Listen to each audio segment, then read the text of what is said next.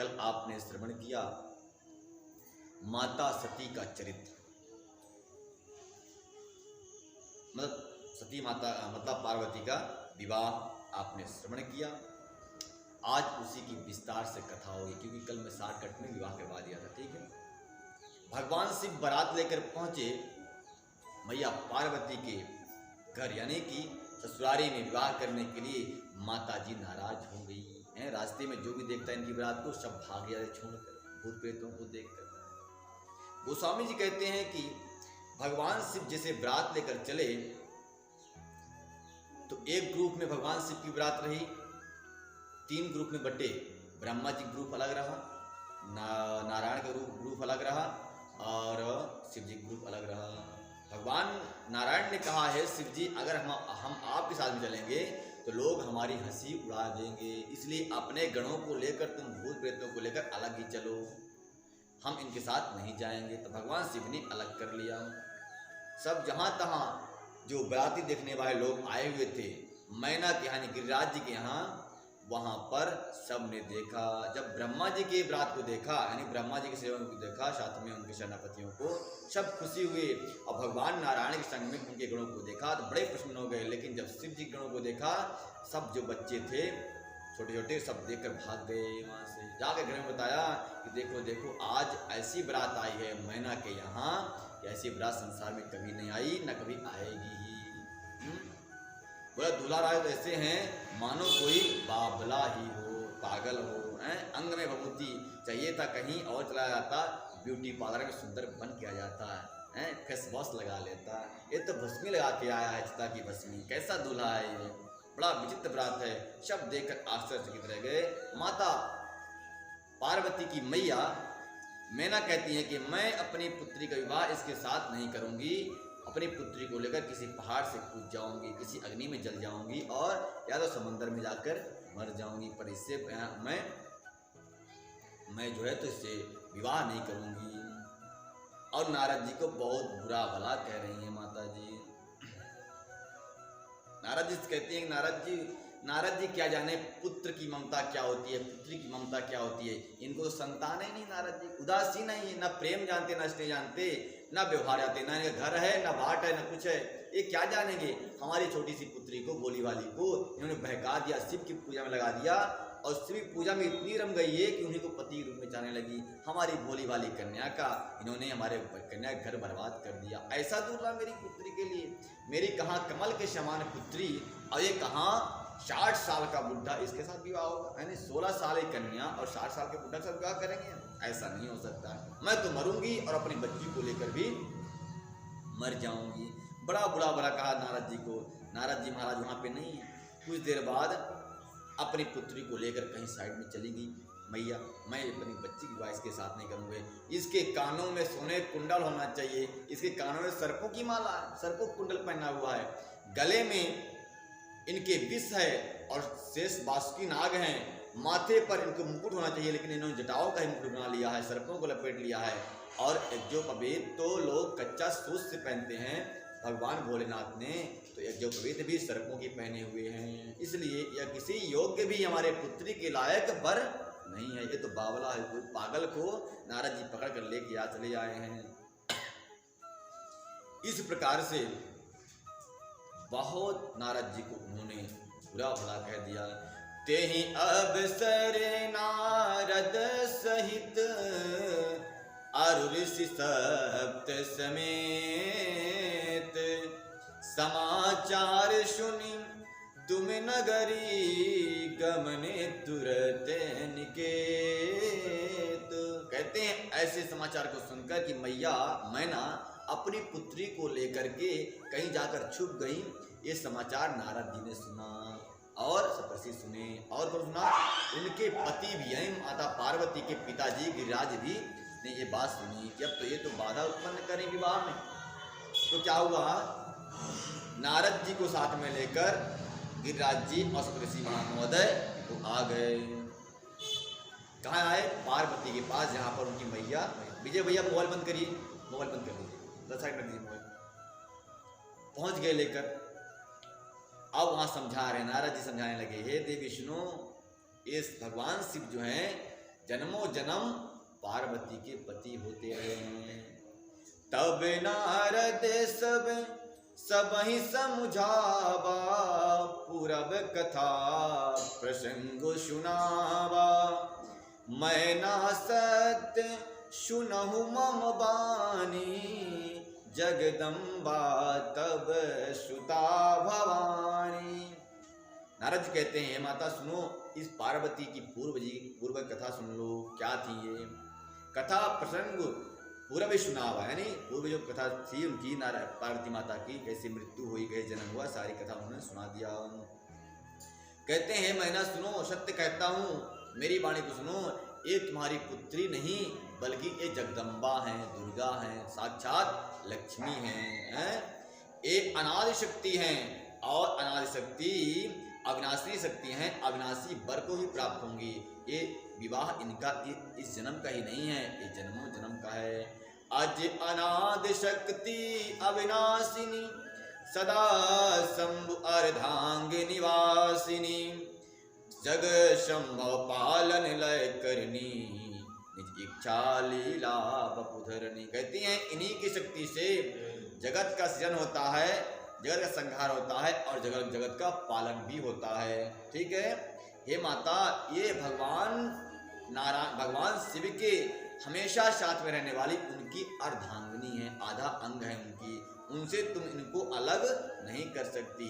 ये दुर्गा है साक्षात, अपनी पुत्री ही मत मानो। ये जगत का कल्याण करने वाली हैं और अपनी इच्छा से अवतार ग्रहण करती हैं, अपनी इच्छा से चली जाती हैं। जब दक्ष के यज्ञ में गई थी ये, कोई थोड़ी रहा था, तो स्वयं अपने योगाग्नि के द्वारा अपने शरीर में अग्नि प्रकट किया और चल बसी, और जन्म भी उनका अपनी इच्छा से हुआ। तो बोल रहे हैं कि अपनी इच्छा से जन्म लेती हैं और अपनी इच्छा से ही ये चली जाती हैं, कोई इनको बुलाने वाला भेजने वाला नहीं है, स्वयं निर्मित है ये। जनमी प्रथम दक्ष गृह जाई, नाम सती सुंदर तनु पाई। पहले पूर्वी कथा सुना रहे हैं, बता रहे हैं क्या है, सुन लो माता।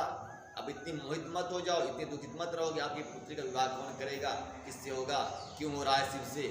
सुन लो पहले क्या है। बोले जनमी प्रथम दक्ष गृह जाई, नाम सती सुंदर तनु पाई। नाम सती सुंदर तनु पाई, तहां सती शंकर ही विवाही। कथा प्रशंसो सगल जग माही। गोस्वामी जी लिखते हैं कि हे नारद जी मैना को सुनाते हुए कहते हैं ये माता सती हैं, ये हमेशा ही उनके संग में रही हैं और उनका पहले का नाम सती था, जो दक्ष प्रजापति घर में जन्म ली थी।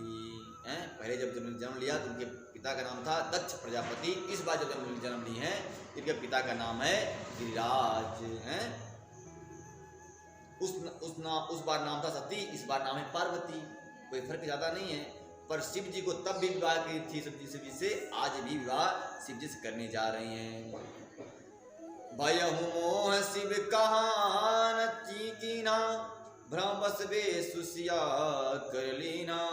किस कारण से ये सती के रूप में इन्होंने प्राण त्याग किया? बोले भ्रम बस, यानी मोह बस राम को पहचान न सकी, राम की परीक्षा लेने के लिए सीता जी का रूप धारण किया, जिससे भगवान शिव ने त्याग दिया और त्यागने से इनकी मृत्यु हो गई।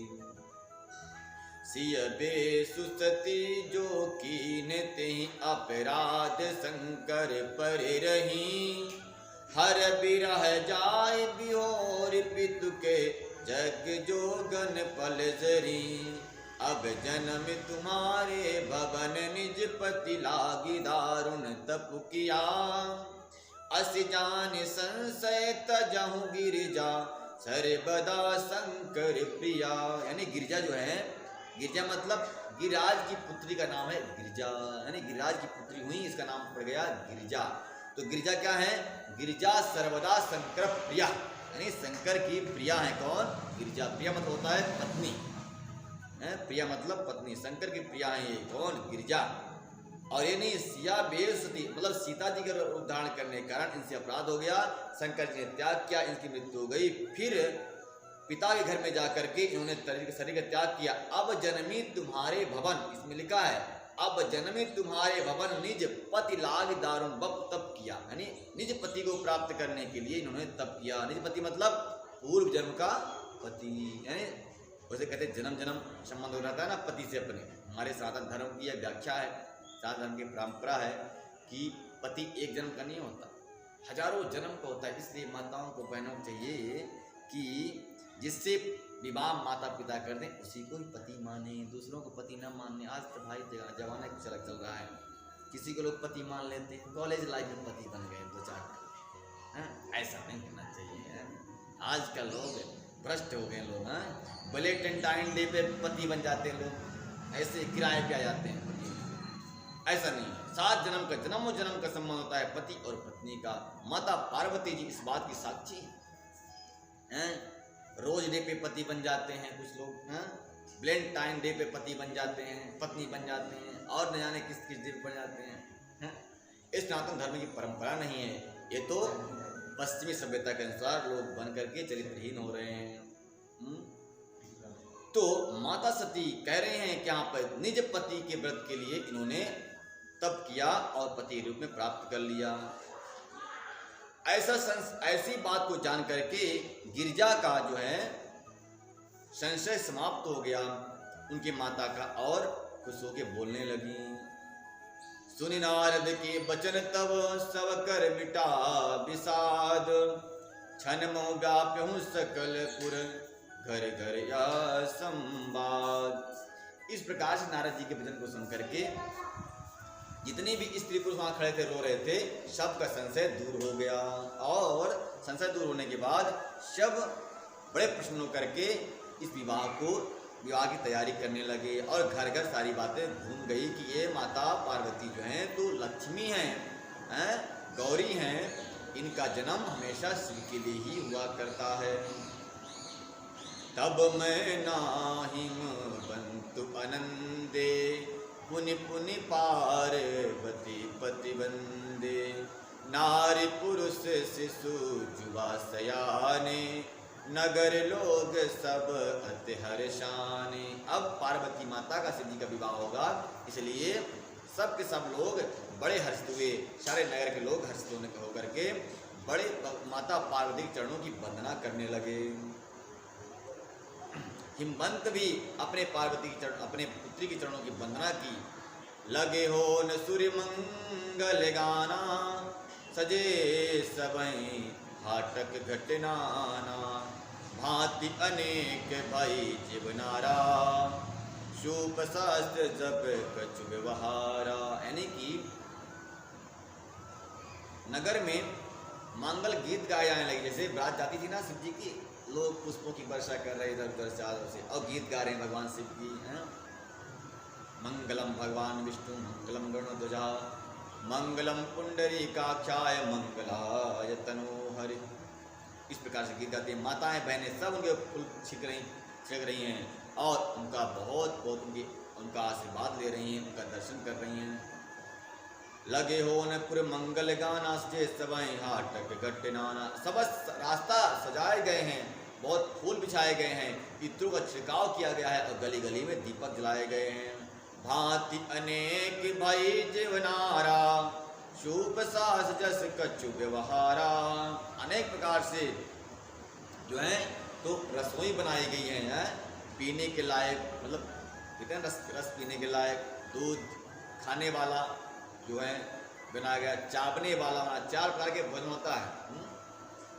चाप के खाने वाला, पे खाने वाला, चार खाने वाला, और ऐसे ही ले लेने वाला, गटक लेने वाला, 4 प्रकार का भोजन होता है शास्त्र के अनुसार। सामग्रियाँ, भोजन सामग्री का वर्णन कैसे किया जाए।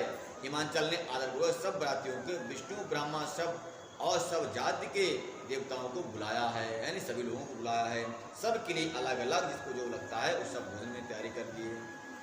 विविध भांति पैठी जीवनारा, लगे पुरुष पुरुषन सुगारा, नारी में सुर से बजानी, लगी दे निगारे मृदुवानी। जब भोजन के लिए सब बराती बैठे तब सब लोग क्या करने लगे, वहाँ की समधन लोग थी सब शिव जी को गलियाने लगी, उनके उनकी जो सारी लोग लगती थी पार्वती की बहन लोग, सब शिव जी को प्रेम की वाणी से उनको गाली देने लगी। गाली का मतलब ये नहीं कि यहाँ वाली जो गाली चलती रहती है उठटांग वाली गाली, वो गाली अलग ही थी जो सुनने में अच्छी लगी थी। अभी गाँव में लोग करते हैं, अभी शहर की तो बात ही अलग हो। शहर में तो कोई, अब तो शादी होती नहीं शहर में, शहर में तो निपटाने वाला निपटा दो भाई एक ही दिन में, चलिए ससुराल कि कौन खाना खिलाए, कौन 10 दिन रखे गए, तो बात। गाँव में शादी के उत्सव में कम से कम 10 दिन तक वो चलता रहता है।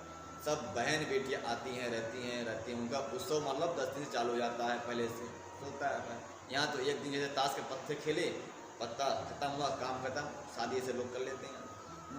यहाँ की शादी कोई शादी थोड़ी है, शादी तो वहाँ के जहाँ गाँव में लोग करते हैं, 12 घंटा कम से कम शादी चलता रहता है।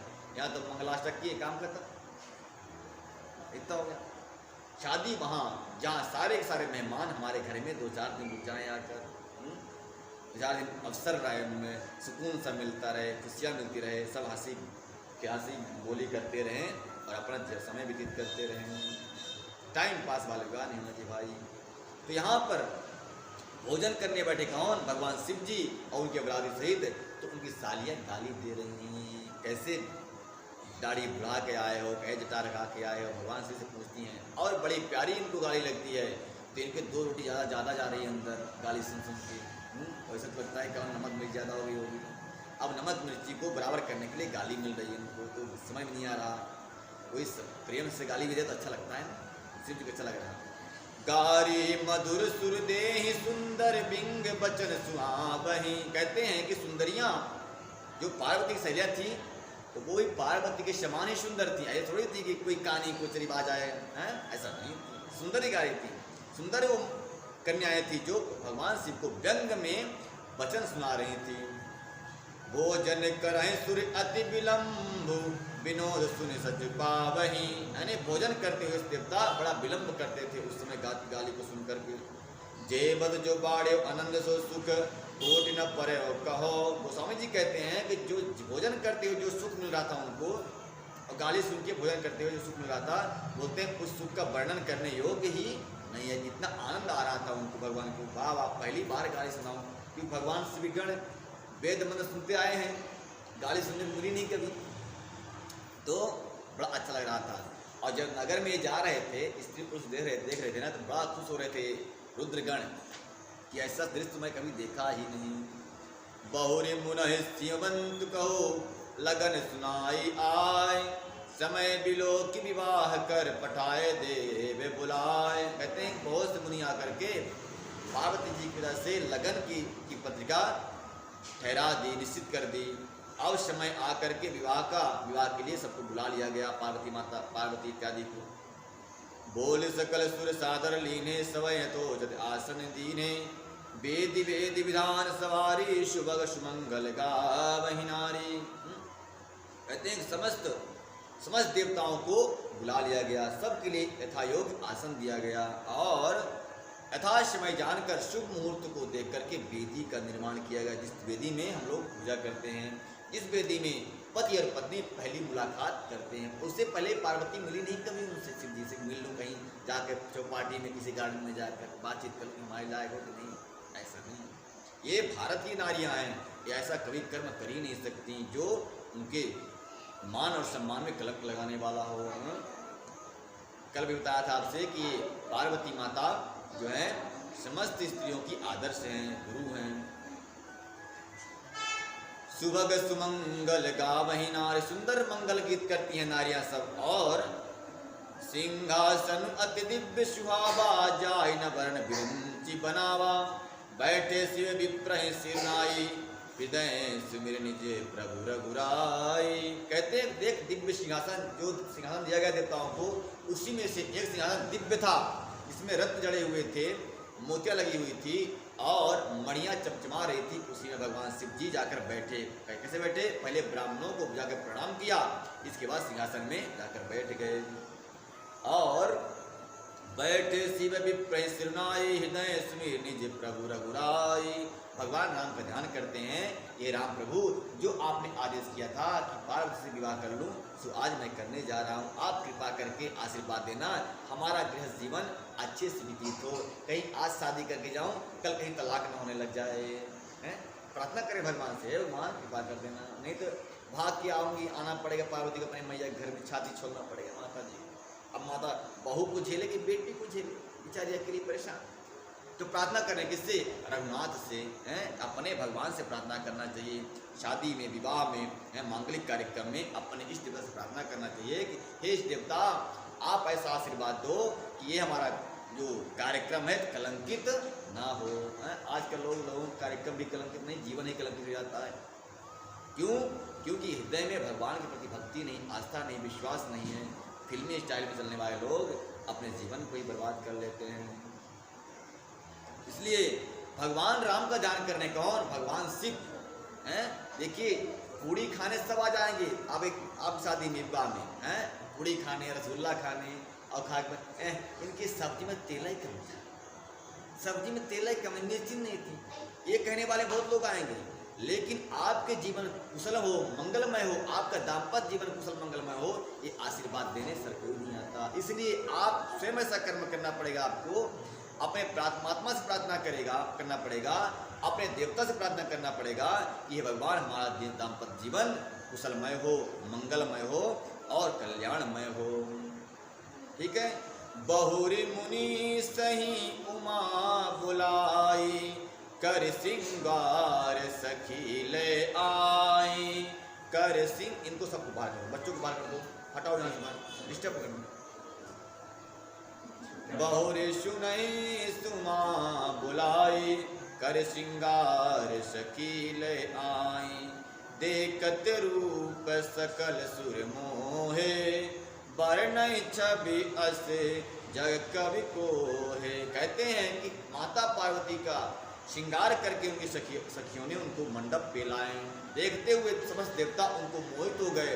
और गोस्वामी जी कहते हैं कौन सा ऐसा कवि है जो माता की सुंदरता को वर्णन कर सके, लिख सके, यानी कि लिखने योग्य नहीं है, इतने दिव्यतम दिव्य हैं। जगदम्बिका जानि भव भामा, सुरहि मनहि मन की प्रणामा, सुंदरता मर जात भवानी, जाय न कोटि बदन बखानी। गोस्वामी जी कहते हैं कि इनकी सुंदरता जो है, तो मैं कुछ कह रहा हूँ लेकिन मर्यादा में रह, सुंदरता तो इनकी इतनी है कि लिख नहीं सकता कोई, लेकिन सुंदरता इनकी इतनी है कि जितना लोग देख सकें। पार्वती माता जगदम्बा और शिव जी की पत्नी समझकर देवताओं ने मन ही मन प्रणाम किया। और भवानी जी को सुंदरता की सीमा नहीं है, करोड़ों मुखों से भी उनका शोभा नहीं कही जा सकती है। समस्त देवताओं को प्रणाम कर रहे हैं। कोटहु बदन नहीं करो वर्ण, जगे जाने शोभा महा, सकल सादर मंद में तुलसी कहाँ। कहते हैं कोटि,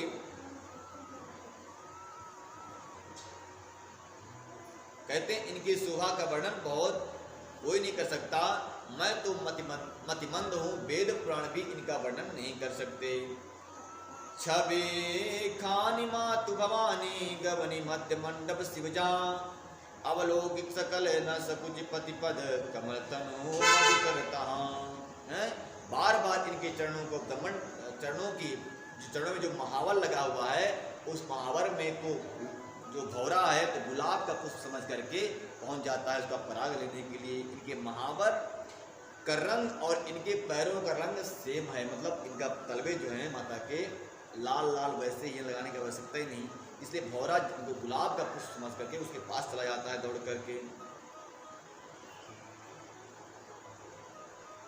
उसका रस पान करना चाहता है। मुनि अनुशासन गणपति, पूजो शंभु भवानी, को सुनि संशय करो जनि, सूर्य अनादि जिय जान। अब देखिए यहाँ पे गोस्वामी जी कह रहे हैं कि माता पार्वती जी और शिव जी मंडप में बैठे, तो पहले क्या कर रहे हैं? गणपति की पूजा कर रहे हैं। बताइए गणपति कौन है?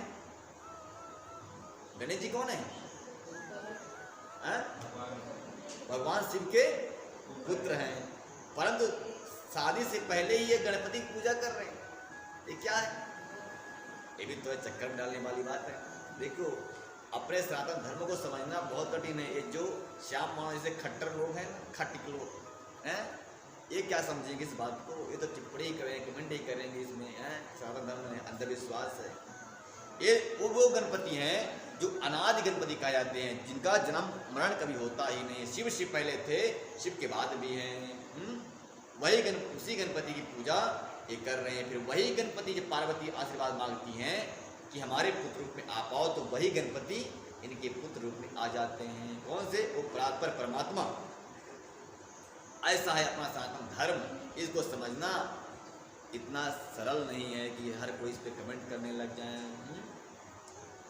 कौन सुन संशय करे जन सूर्य अनादि जिय जान, मुनि अनुशासन गणपति पूज्यो शंभुवान। मतलब महात्मा ब्राह्मणों के अनुशासन में, ब्राह्मणों के आदेशानुसार माता पार्वती और शंभू जी गणेश जी की पूजा किए। शादी में क्या होता है? शादी में पूजा कौन कराता है? पंडित जाते हैं ना, पंडित जी के अनुसार वो लोग पूजा करते हैं।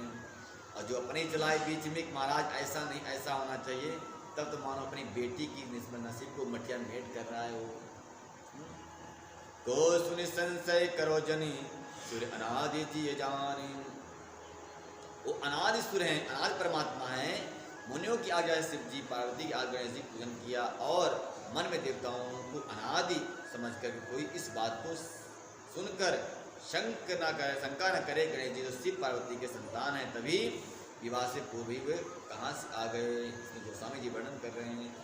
जस विवाह कै विस्तुति गाई, महामुनि सो सब करवाई, कही गिरीश कुश कन्या पानी, भवनी परस्पर जानी भवानी।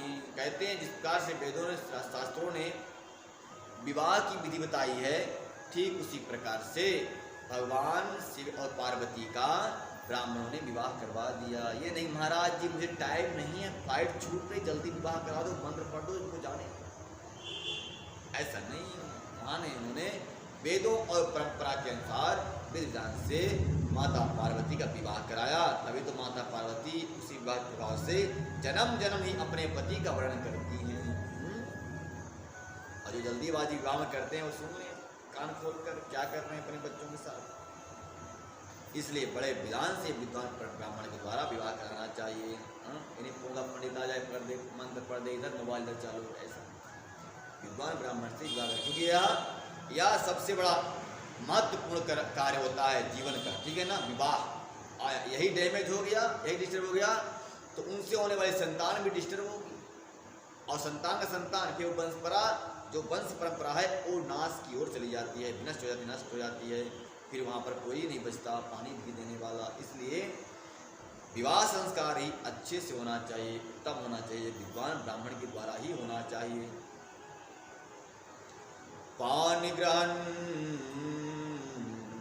जब कीन महेशा, ही हर से तब सकल सुरेशा, वेद मंत्र मुनि बरहि उच्चरहि, जय जय जय शंकर सुर करहि। ये पणि ग्रहण होता है ना, आपने देखा होगा। भाई हमको दम देखे नहीं भाई, जिसको शादी किया पणि ग्रहण जब हुआ तो देवता ऋषि महात्मा सब हर्षित हो गए और वेद मंत्रों की ध्वनि होने लगी और जय जय जय शंकर, जय हर हर शंभू का नारा लगने लगा, जय घोष होने लगी। बाजहि बाजहि विविध विधाना, बाजहि बाजहि विविध बधाना, सुबिन वृष्टि नभ भय विधिनाना, सुमिन सुमन वृष्टि नभ भय विधिनाना, हरि गिरि जाकर भय विवाहो, सकल भुवन मरे रहा उछाओ। कहते हैं भगवान शिव का विवाह हुआ, माता पार्वती का विवाह हुआ, सारा संसार उसका उत्सव मनाया और नव से पुष्पों की वर्षा होने लगी, वेद ध्वनि होने लगे और देवताओं के नगारा अपने आप बज उठे, इलेक्ट्रिक नगारा की तरह, जैसे अपने आप बज जाता है, बैठे बैठे बज जाता है, तो सोचे कहाँ से कैसे बज गया है। तो ऐसा सुंदर माता गिरिजा का विवाह उत्सव हुआ, दिव्यतम दिव्यम। दासी दास तुरहरत नागा, धेनु बसन मन वस्तु विभागा, अन्य कनक भाजन भजनाना, दाय दीन ना जाय बखाना। कहते हैं दास दासियां घोड़े वस्त्र मणियां इत्यादि खजाने सब कुछ भगवान शिव जी को अपनी कन्या को गिरिराज ने दहेज में दे दिए। उसका वर्णन, दहेज देना अच्छी बात है, देना गलत बात नहीं, पर मांगना गलत बात है। यहाँ पे शिव जी ने कुछ मांगा नहीं कि मुझे रिंग देना हो, डायमंड वाली, कभी शादी करो तो 25,000 9 लाख बेटी 9 लाख का हार दे दे पापा मुझे, ऐसा कुछ डिमांड नहीं करना चाहिए। दहेज देना चाहिए पर मांगना नहीं चाहिए, अपने समर्थ के अनुसार हो ही जाता है सब कुछ। सब कुछ दिया उन्होंने, दहेज दिया, दास दासियां दी, घोड़े हाथी दिए, वस्त्र हाथ दे करके अपने पुत्र के साथ विवाह कर रहे हो। पता है देखो इसमें क्या लिखा है, दाय दियो बहुभांति पुण्य कर जोर हिम भूधर कहो, का दो पूरन काम शंकर चरण पंकज मही रहो, सिर कृपा सागर ससुर कर संतोष भांति भांति कियो, उन्हें गहे पद पतो पते जिमायना प्रेम परिपूर्ण हियो। कहती हैं बहुत प्रकार दहेज देकर के फिर हाथ जोड़ करके हिमाचल ने कहा, हे भगवान शंभु, हमारी पुत्री को कोई कष्ट मत देना। भगवान ने कहा होगा, हाँ अपने पुत्री से बता देना कि वो चंडी का रूप धारण नहीं करेगी ससुराल में जाकर, हैं। बहुत सारे ससुराल में जाकर बेटियां करें, ले बेलना शुरू हो जाता है उनका, बेलना और चिमटा। पहले पति की ओर प्रहार करती हैं। हाँ मोबाइल में हमारे आएगा वाउचर कि नहीं आएगा बताओ, तो ऐसा नहीं करना। शिव जी से प्रार्थना करें, शिव आप कृपा के पूर्ण काम हैं, आप दया निधान हैं, आपको हम क्या दे सकते हैं। इतना कहकर शिव जी के चरणों में पड़ कर करके गिरिराज जी वहाँ बैठ गए और मैना जी बैठ गई। ससुर का सभी प्रकार से समाधान किया भगवान शिव ने। फिर प्रेम से परिपूर्ण हृदय से मैना जी शिव जी के चरणों में पकड़ कर बैठ गई। यानी पहले पिताजी बैठे चरण पकड़ के अपने दामाद के, फिर जो है तो मैना जी बैठ गई। अभी थोड़ा उल्टा होता है महाराष्ट्र में ना, दामाद पाँव पड़ता है यहाँ पे ना, ससुर भी ना, अपने इधर क्या होता है दामाद के पाँव माता पिता ससुर सास पड़ते हैं, और कहीं कहीं उल्टा हो जाता है। पर यहाँ पर शिव जी के ससुर जी उनके को प्रणाम कर रहे हैं, अपनी कन्या को प्रणाम कर रहे हैं। नाथ उमा मम प्राण सम गृह किंकरी करूं, क्षम्यहूँ सकल अपराध अब हुई हैं प्रश्न अरुदेव।